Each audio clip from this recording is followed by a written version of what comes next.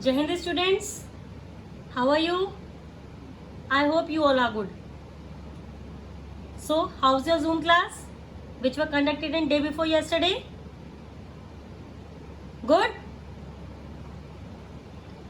Beta, but I am not happy with that because of so many reasons.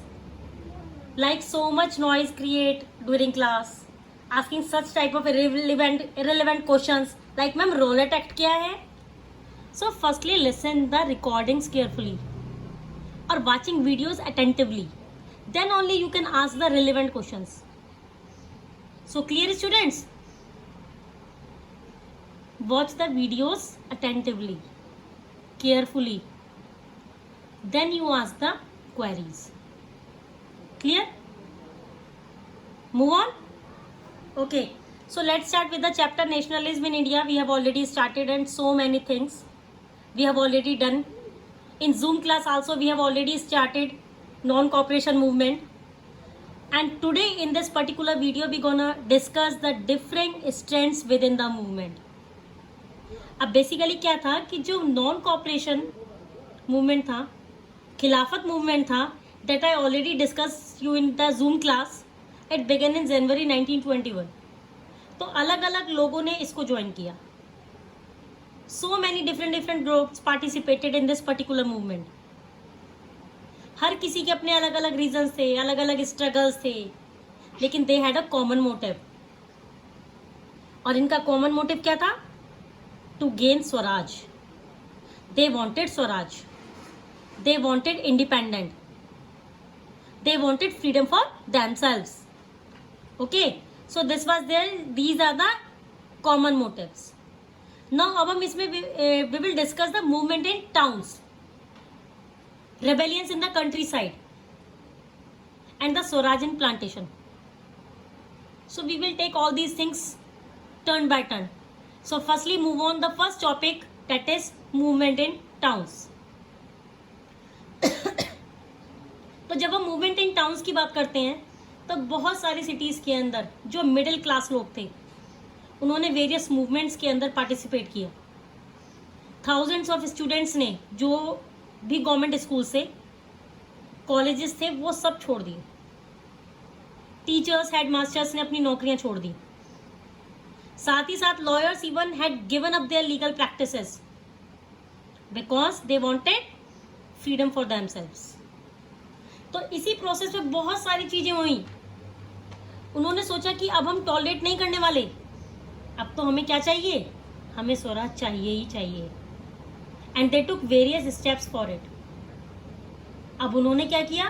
बहुत सारी चीजें हुई. Even जो काउंसिल इलेक्शंस थे, which I already taught in the Zoom class, जो council elections थे वो तक भी बॉयकॉट हो गए, except for some provinces, except for Madras, जहां पर जस्टिस पार्टी का ये ओपिनियन था कि अगर हम लोगों को थोड़ी पावर मिल जाएगी, if you gain that power, तो it will become easier for us to move ahead in our struggle of Swaraj.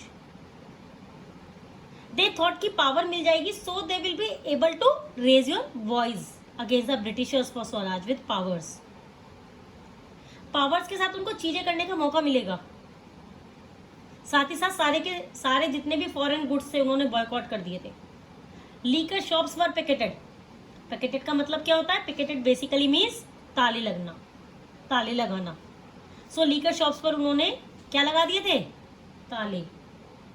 अब बंद हो गई थी सारी लीकर शॉप्स. एंड इवन की फॉरेन क्लोथ्स वर बॉयकॉटेड.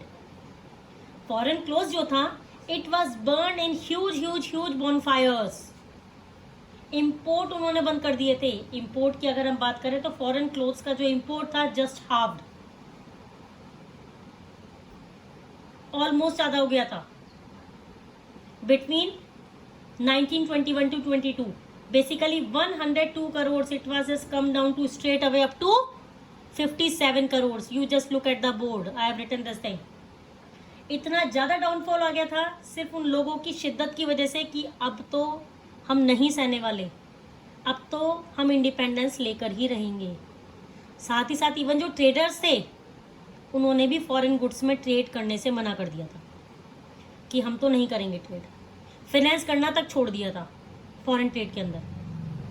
साथ ही साथ स्टूडेंट्स ने स्कूल छोड़ दिए थे, कॉलेजेस छोड़ दिए थे, teachers had resign, headmasters had resign, lawyers ने अपनी लीगल प्रैक्टिसेस को गिव अप कर दिया था कि हम तो नहीं करने वाले अब ये सब काम। तो इसके जो नॉन कॉपरेशन के जो इफेक्ट्स थे, ये सारे के सारे जो इफेक्ट्स थे आपके इकोनॉमिक फ्रंट थे, किस पे सारे के सारे थे, किस इकोनॉमिक फ्रंट पर थे, इन द एरा। अब धीरे धीरे ये जो मूवमेंट था बहुत ज़्यादा सक्सेसफुल नहीं हो पाया।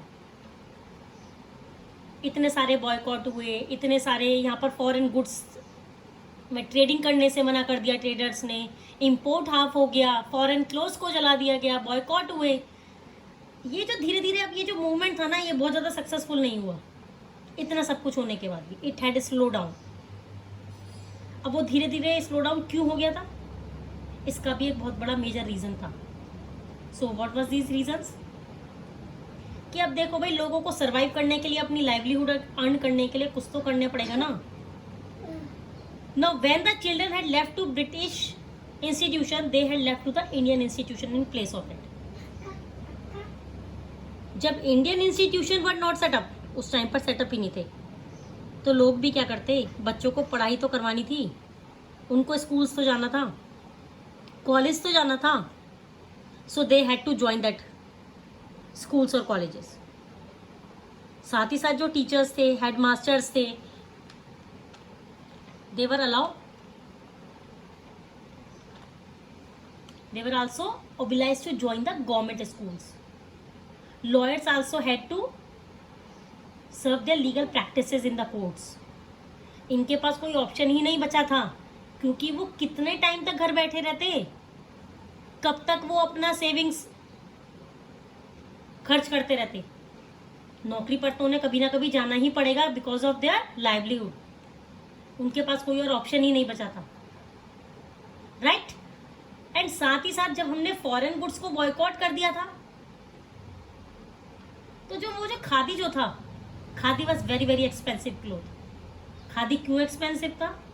The reason why khadi was expensive was that it is hangover. इसकी वजह से जो इंडियन टेक्सटाइल मिल की जो प्रोडक्शन थी वो बहुत ज्यादा बूम हो चुकी थी, हैंडलूम्स एंड गॉन अप।